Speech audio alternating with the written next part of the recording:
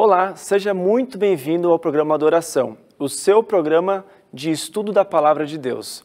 E hoje nós iremos falar sobre uma pessoa que teve um encontro com Deus muito especial. A Bíblia não fala sobre a sua conversão, mas ela mostra de maneira bem clara sobre a sua transformação. Fique com a gente, pois o seu programa só está começando.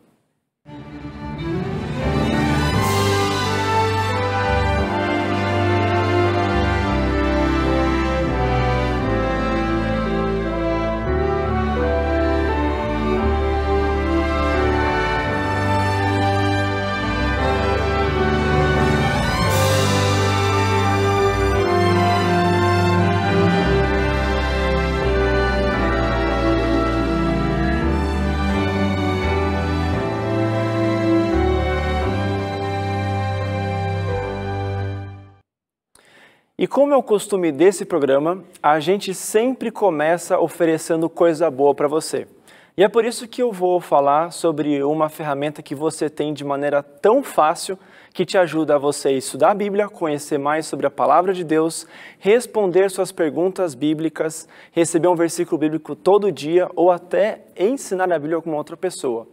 Eu estou falando da Esperança, que é a nossa instrutora bíblica virtual aqui da Novo Tempo, e você tem acesso a ela de maneira muito fácil.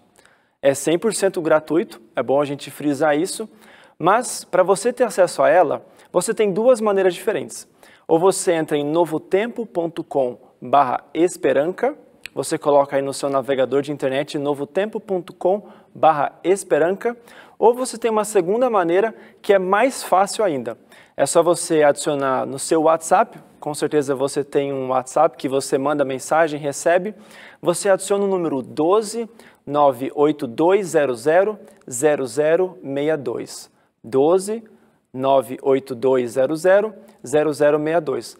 E aí você manda uma mensagem, olá Esperança mesmo, ela vai te responder e depois é só você seguir as mensagens, enviar o que você quer fazer. São mais de 20 estudos bíblicos diferentes que você vai poder fazer de vários temas. Fora responder pergunta, receber promessa bíblica, é uma bênção e eu tenho certeza que você vai gostar muito. Para começar hoje, a temática que nós iremos estudar, vamos começar com uma oração. Senhor Deus, muito obrigado, Pai, pela oportunidade que nós temos de estar contigo diariamente para estudar um pouco sobre a sua palavra. Pedimos para que o Senhor possa abençoar nosso estudo de hoje, para que possamos ter o coração aberto para a transformação que receberemos da sua palavra. É o que nós pedimos em nome de Jesus. Amém. Bom, eu gostaria de começar nossa temática hoje fazendo uma pergunta para você. Você se recorda de alguma história ou algum momento na sua infância que você hoje sente vergonha só de lembrar dessa situação? Não precisa ser alguma coisa que você fez de errado, necessariamente. Pode ser alguma coisa que você olha para trás e pensa, que vergonha que eu passei. Eu não acredito que eu fiz isso, eu não acredito que acabou acontecendo isso na minha vida, eu tive essa reação, que vergonha. É uma situação talvez que te deixe um pouco envergonhado. Eu, na minha infância, eu nunca fui uma criança que dava muito trabalho para meus pais. Mas volta e meia eu encontro alguém que me lembra de alguma história constrangedora da minha infância. Alguma coisa que, quando você olha, você ri, mas ao mesmo tempo bate um pouco de vergonha. Todos nós colecionamos algumas dessas histórias. Alguns colecionam uma ou outra, outros colecionam várias dessas histórias. Porque é normal, porque nesse período da nossa vida, que é a infância, a gente está se desenvolvendo. E muitas vezes nós estamos cometendo alguns erros, às vezes por ignorância, outras vezes por uma certa ingenuidade, mas a gente vai crescendo, envelhecendo e vai se desenvolvendo também. A gente vai desenvolvendo nosso conhecimento, a gente vai se tornando pessoas mais experientes, mais vividas, até a nossa vida espiritual se desenvolve. O nosso relacionamento com Deus também se desenvolve. Várias áreas da nossa vida passam por um processo de desenvolvimento. Sempre haverá alguém, não só na minha vida, mas tenho certeza na sua também, que você olha com um carinho. Alguém que te ajudou a te desenvolver. Pode ser um pai, uma mãe, um tio, uma avó, professor, amigo, até um chefe pode te ajudar nessa missão. Mas sempre haverá alguém pela qual nós somos profundamente gratos, porque essa pessoa nos ajudou a transformar, às vezes, nosso caráter, alguma coisa que a gente não sabia, uma orientação na vida, carreira para seguir. Sempre há alguma pessoa que nos ajuda. E na Bíblia, nós temos um grupo de pessoas muito especiais. São pessoas que elas puderam crescer, puderam se desenvolver, puderam até se converter por influência de ninguém mais, ninguém menos do que Jesus. Nós poderíamos separar talvez esse grande grupo em dois grupos um pouco menores. No primeiro grupo, nós temos as grandes conversões, que aconteceram de maneira muito rápida, que chamam a nossa atenção até. Nós temos vários exemplos na Bíblia dessas grandes conversões de pessoas que se encontraram com Jesus. Por exemplo, nós temos a mulher samaritana, nós temos Zaqueu, também cobrador de impostos, nós temos Maria Madalena, pessoas que tiveram o privilégio de ter contato com Jesus e às vezes mesmo de maneira muito rápida tiveram uma transformação. Instantes com Cristo que transformaram uma vida inteira. Mas nós também temos um segundo grupo, que eu diria que são pessoas ainda mais privilegiadas. Pessoas que viveram mais tempo perto de Jesus e tiveram a vida transformada num processo talvez um pouco mais longo. Talvez eles não tinham passado tão conturbado como esse primeiro grupo, que nós temos a mulher samaritana, que tinha uma vida promíscua, Zaqueu, que não só cobrava impostos, mas roubava, mas foram pessoas que foram transformadas por Cristo. Ele ajudou essas pessoas a vencerem problemas, falhas de caráter e tantas outras dificuldades que elas tinham. E eu gostaria de focar hoje numa pessoa que faz parte desse segundo grupo. Ele foi um discípulo de Jesus, um seguidor muito amado por Cristo, que se tornou discípulo junto com seu irmão, que era um pouco mais velho. Nós temos inclusive um evangelho dessa pessoa, desse discípulo amado. Você sabe de quem eu estou falando? É de João. João certamente foi um dos discípulos que mais nós temos relato da vida, da transformação pessoal dele na Bíblia. Nós poderíamos, quem sabe, dividir a história dele em 3 fases. E se a gente dividisse em 3 fases, a primeira fase se chamaria aprendizado. João era o apóstolo mais novo de Jesus. Ele tinha provavelmente de 14 a 15 anos quando Jesus escolhe ele como um dos apóstolos. Existem alguns momentos na história de João, especialmente no início do seu ministério, acompanhando Jesus, que nós vemos que ele é uma pessoa que passa por algumas dificuldades. Ele ainda precisava, parece que, de algum tipo de polimento de Jesus. Você quer um exemplo bem claro? Abra a sua Bíblia em Lucas 9, versículo 49 e versículo 50. Lucas 9, versículo 49 e versículo 50.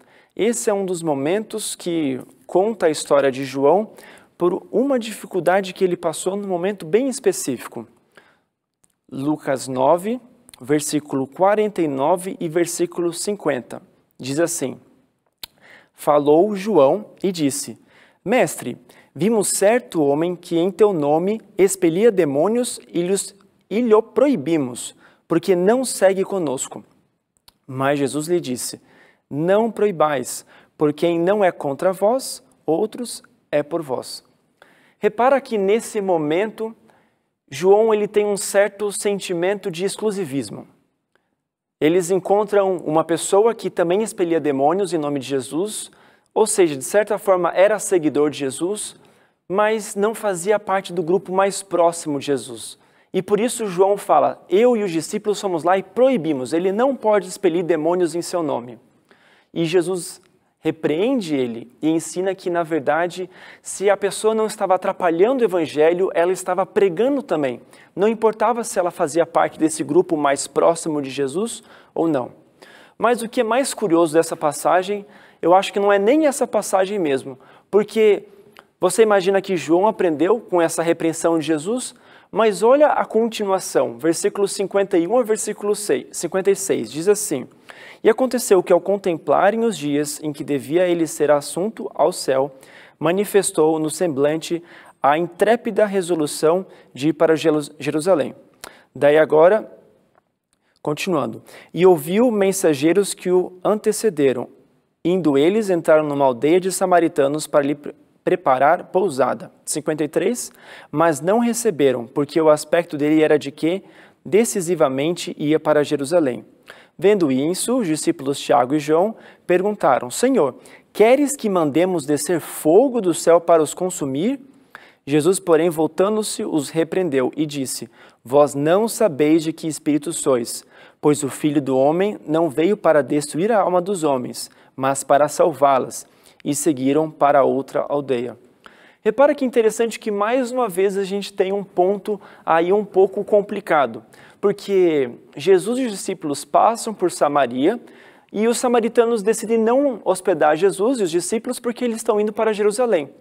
E o sentimento de João e seu irmão é bem simples. Bom, não nos hospedaram, que tal a gente orar para descer fogo do céu e matar todos eles? Parece até um pouco bizarro, mas essa é a proposta de João que ele dá para Jesus. E mais uma vez, Jesus vai lá e condena essa atitude de João. Mas nós temos ainda mais um exemplo, que talvez seja o exemplo mais conhecido, que está no livro de Marcos. Marcos 10, do versículo 35 ao versículo 41. Esse é um texto que talvez você já conheça, Marcos 10, do versículo 35 ao versículo 41. Eu não vou ler ele inteiro, porque é uma passagem, tem todo aí o contexto que você pode ler, mas é interessante nessa história, porque começa com João e mais uma vez o seu irmão pedindo Jesus para que quando ele construísse o reino deles, quando Jesus finalmente fosse introduzido como o Messias, poderoso, porque era a maneira como eles achavam que Jesus em algum momento se tornaria, para que um sentasse na direita de Jesus e outro na esquerda.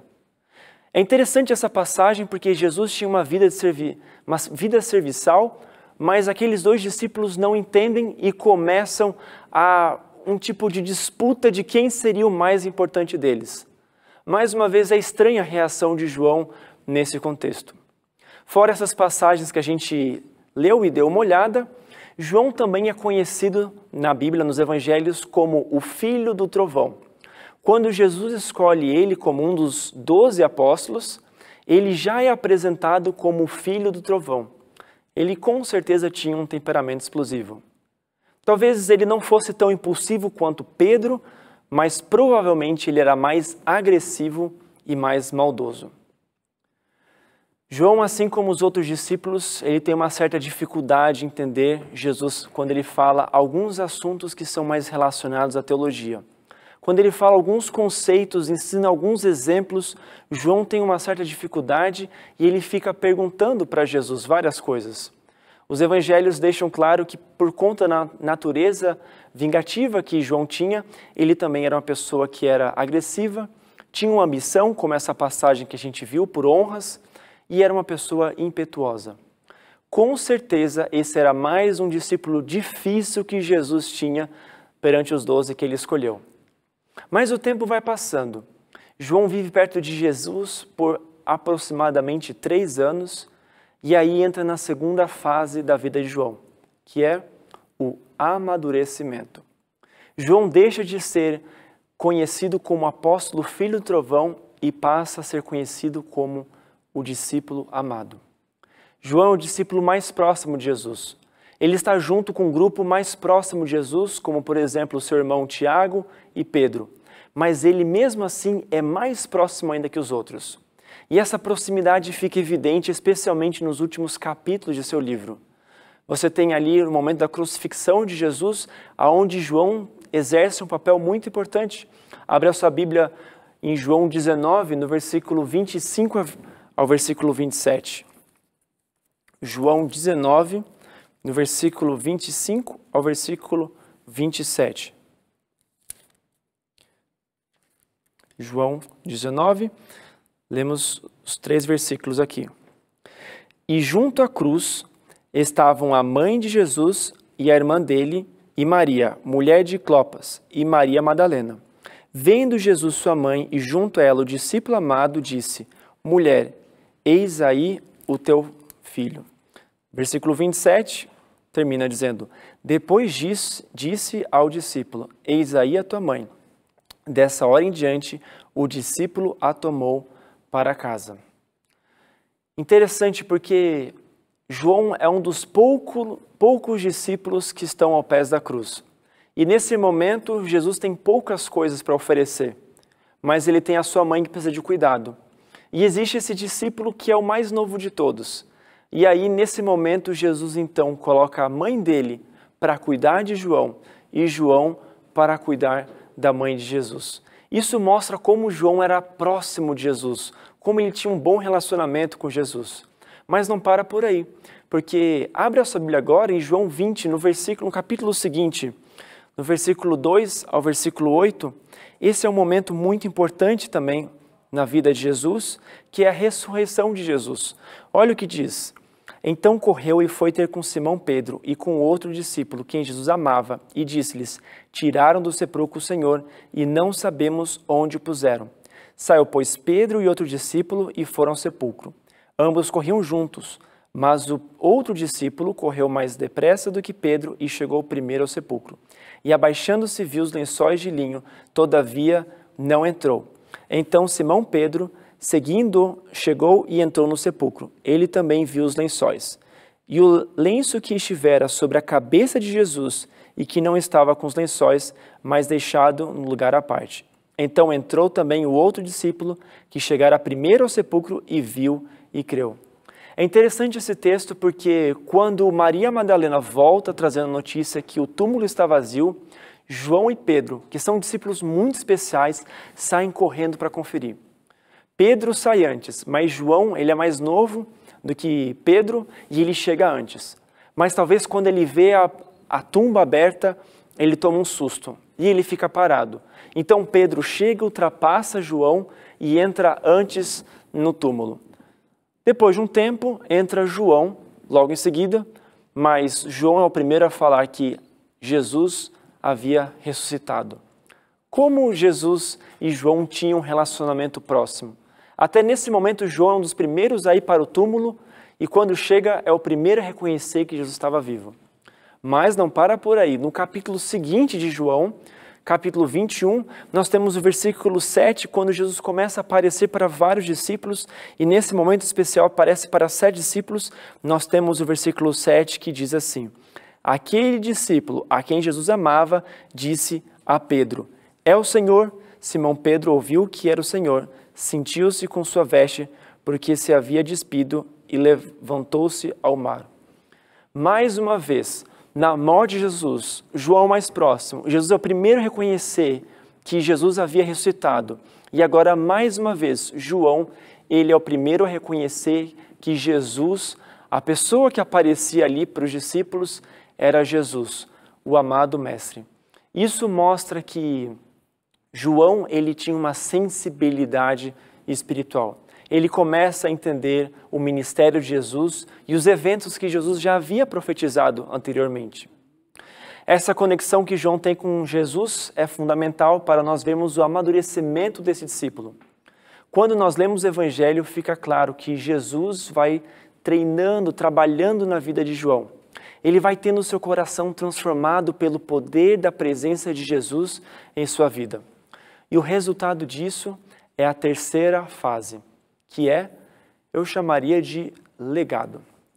João, nesse capítulo que nós estamos lendo, capítulo 21, olha o versículo 20 ao versículo 23. É muito importante, diz assim: então Pedro, voltando-se, viu que também o ia seguindo o discípulo a quem Jesus amava, João, o qual na ceia se reclinara sobre o peito de Jesus e perguntara: Senhor, quem é o traidor? Vendo, pois, Pedro, perguntou a Jesus: e quanto a este? Se referindo a João. Respondeu-lhe Jesus: se eu quero que ele permaneça até que eu venha, que te importa? Quanto a ti, segue-me.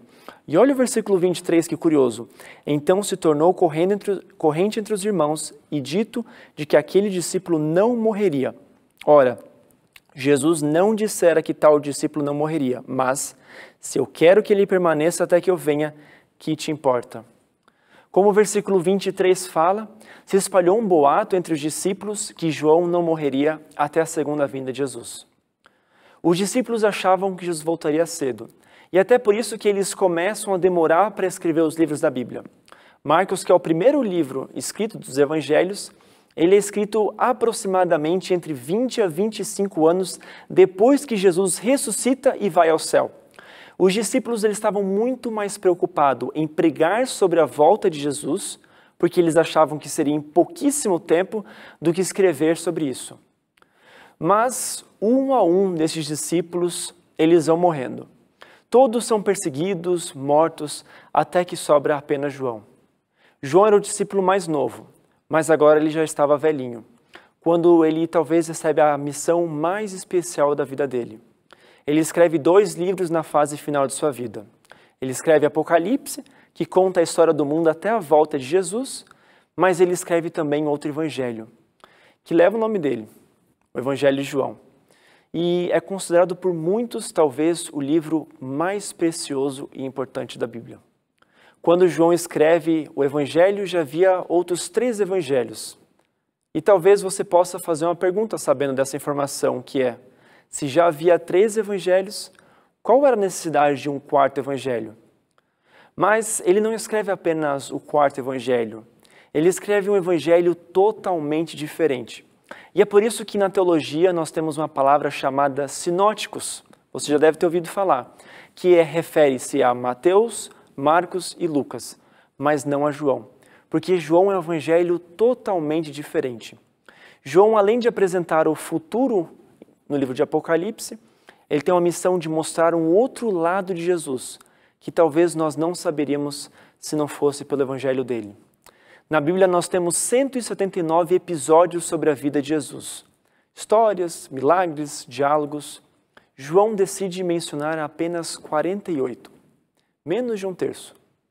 Desses 48 episódios, 31 no livro de João são exclusivos desse livro. Ou seja, você não encontra em lugar nenhum, apenas no livro de João. João é um livro muito simples de ler. Tem só 800 palavras diferentes. É um livro gostoso de ler. Se você já leu João, você vai ver que passa rápido, é gostoso a história. Só que de uma maneira muito especial. Esse livro é um livro simples, só com 800 palavras, mas é um livro complexo, é um livro profundo.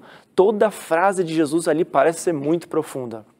Diferente dos 3 primeiros livros, os evangelhos, onde aparecem 40 parábolas, João quase não menciona parábolas, apenas 2. Ele se procura mais em não mostrar detalhes da vida de Jesus. A preocupação dele nem mesmo é contar a história de Jesus. João se preocupa em falar sobre questões espirituais. Foca nos discursos longos de Jesus, ele foca no que Jesus tem para nos ensinar. Um exemplo que você tem sobre João não querer contar muitas histórias é Nicodemos. A história de Jesus com Nicodemos em João 3. Até o versículo 15 nós temos a história, mas depois do versículo 16 nós já não sabemos de mais nada. Porque João começa a contar da teologia, vem aquele versículo que com certeza você conhece muito bem, e ele esquece a história de Jesus conversando com Nicodemos. Nós temos outros relatos que mostram esse momento quando Jesus, ele não está mais contando histórias, ele não está mais falando exemplos, mas sim João contando sobre a teologia profunda que Jesus, dos seus ensinamentos. Mas o livro de João, ele é uma pérola preciosa. E é por isso que o livro de João, ele não tem o relato do nascimento de Jesus. Ele pula, ele nem aparece a genealogia de Jesus. João utiliza do primeiro capítulo do seu livro para mostrar que Jesus, na verdade, era eterno, era o Messias, ele sempre existiu. Jesus no livro de João é 100% humano, que chora até por Lázaro. Mas esse mesmo Jesus, ele é 100% divino, que ressuscita pessoas, que faz milagres que são contrárias à ordem natural das coisas. Ele anda sobre as águas, ele transforma a água em vinho, ele limpa um cego com lama. João, de maneira simples, apresenta Jesus não apenas como Messias, mas como o Filho do homem, o Filho da promessa, a salvação para o mundo. É incrível pensar que aquele adolescente que era bravo, rancoroso, que queria ser mais importante do que todos os outros apóstolos, agora vira o apóstolo dos 12 que tem a missão mais especial. A última missão dos apóstolos de Jesus é para João. João também escreve 3 cartas. E a mais incrível dos pontos, dos aspectos da carta de João, é porque ele foca muito num sentimento nessas cartas, que é o amor. Olha o que ele fala em 1 João, na primeira das suas cartas. Não é o Evangelho de João, é a primeira das cartas, lá no final da sua Bíblia. Olha que interessante, 1 João 4, versículos 7 e 8.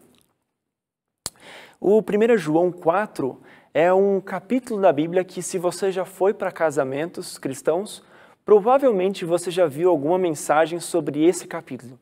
Porque a temática principal desse capítulo é o amor. Agora, olha 1 João 4, versículos 7 e 8, diz assim: Amados, ame-nos uns aos outros, porque o amor procede de Deus, e todo aquele que ama é nascido de Deus e conhece a Deus. Aquele que não ama não conhece a Deus, pois Deus é amor. Tem como acreditar que aquele discípulo, que era o filho do trovão, queria mandar fogo do céu e matar as pessoas, tirava até pessoas que eram boas do convívio de Jesus. Agora ele estava falando um livro, uma carta inteira só sobre amor, basicamente. João tem uma vida transformada que muitas vezes a gente pode ler a Bíblia e passar despercebido aos nossos olhos. Uma total transformação de caráter. De filho do trovão, ele se torna o discípulo amado. De vingativo a promotor do amor e do perdão. Quando olhamos para a transformação na vida de João, o meu coração, e eu tenho certeza que o seu coração também, se enche de esperança. Pois esse mesmo Deus que transformou a vida de João, ele também pode transformar a nossa vida. Assim como João, nós podemos ser transformados por Jesus. Mas nós seremos transformados com Jesus pela mesma maneira como João foi transformado, que é pelo convívio com Cristo. Caminhar com Cristo, viver com Cristo, ir dormir e acordar com Cristo, uma vida de comunhão com Jesus. Talvez você também tenha algum hábito aí na sua vida, que você olhe para ele e fale, esse não é um hábito que um filho de Deus deveria ter. Talvez você sinta problemas com o seu temperamento, aonde você acaba atacando as pessoas. Talvez você perde a cabeça de maneira fácil. Talvez você fale de maneira agressiva e depois você até se sente arrependido pelo que você fez. Mas quando chega ali no momento, você acaba perdendo sua cabeça mais uma vez e fala de uma maneira que você sabe que você não deveria falar com as pessoas. Talvez você também tenha problemas no seu caráter que você tem vergonha de ter eles. Mas eu estou aqui para falar que o mesmo Deus que transformou a vida de João e fez ele de uma pessoa agressiva, nervosa, rancorosa, para uma pessoa amável, ele pode também transformar o seu coração. A chave para a mudança é caminhar com Cristo, viver com Cristo. Uma vez que você começar a viver com Cristo, você verá aquele velho eu, aquele velho homem, perder força e você será mais próximo de Jesus. O meu convite hoje é para que você olhe a história de João e da mesma maneira como ele teve a vida transformada por Deus, você também aceite Deus transformar a sua vida. Vamos orar? Senhor Deus, muito obrigado, Pai, porque existem tantas histórias de transformação na Bíblia. E obrigado porque da mesma maneira como essas pessoas tiveram a vida transformada, o Senhor também pode transformar a nossa vida. Esteja conosco, nos abençoando no dia de hoje, é o que pedimos em nome de Jesus. Amém.